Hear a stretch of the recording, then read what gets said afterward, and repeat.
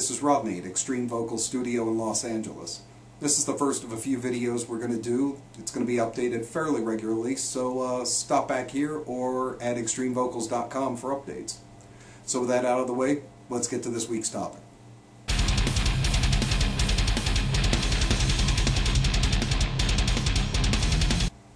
Okay, there are a lot of sources, videos, blogs, articles, all kinds of things, from a lot of different sources all over the web, some amateur, some professional even, all of them claiming that they're going to teach you screaming, hardcore yelling, adding edge or grit, whatever you want to call it. But this has got to be the worst possible way to try and get this training under your belt.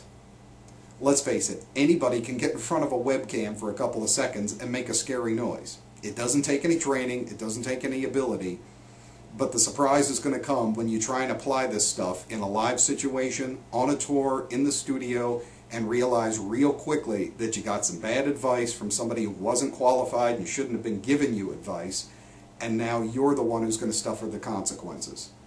It's bad news, no doubt. All of this comes down to one major issue that none of them understand, and if they don't understand it, they're not qualified to teach you this. What is it?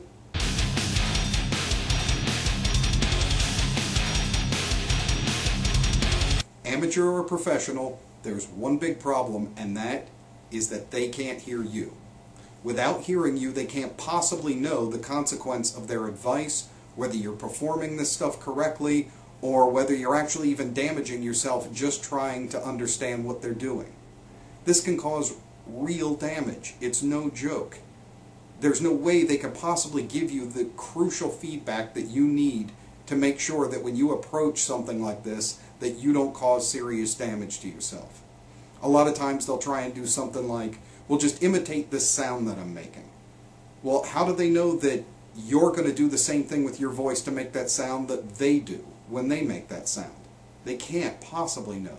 They also can't possibly know what the consequence of their bad advice is going to be for you when you do this for a long time thinking you're getting it right, and you take it out on stage or you go into the studio, and then you really wind up screwing things up.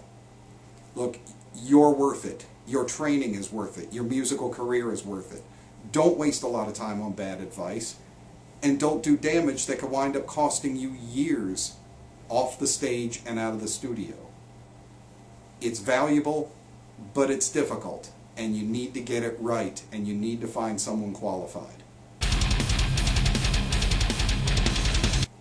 Even if the person giving advice is good at scream technique, it doesn't make them a good teacher.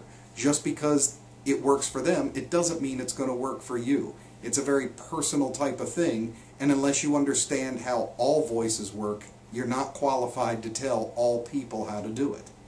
Look, Michael Jordan is a fantastic basketball player, but he's not a great coach. That's why he doesn't run the team. And every once in a while you'll see these guys who use bad techniques or things, and they say, well, this is just how you're supposed to do it. Well, some people do get away with bad technique for a while, but they tend to be anomalies, and it doesn't work out in the end. Every once in a while, maybe. I mean, Keith Richards has made an entire musical career off being an alcoholic and a heroin addict. Does that mean that the first piece of advice you should give an aspiring guitar player is become a junkie and a wino?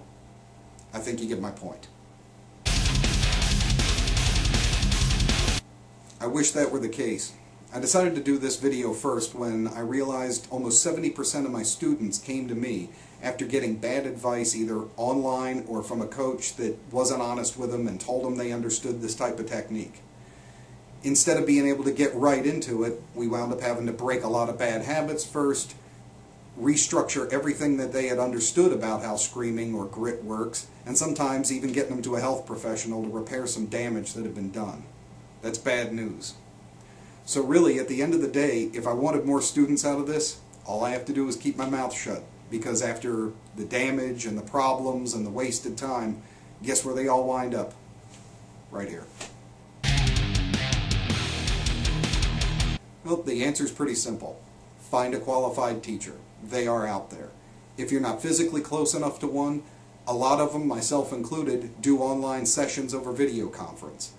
As long as you've got an internet connection and a webcam, you can still get decent training, but the difference is we can hear and see each other, and that way you can get that crucial feedback you need and be able to get advice while you're performing it in real time. It works great. It's just as good as a live performance.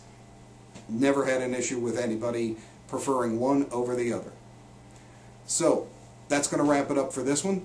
If you need more information about online training, go to extremevocals.com and just hit the online training tab.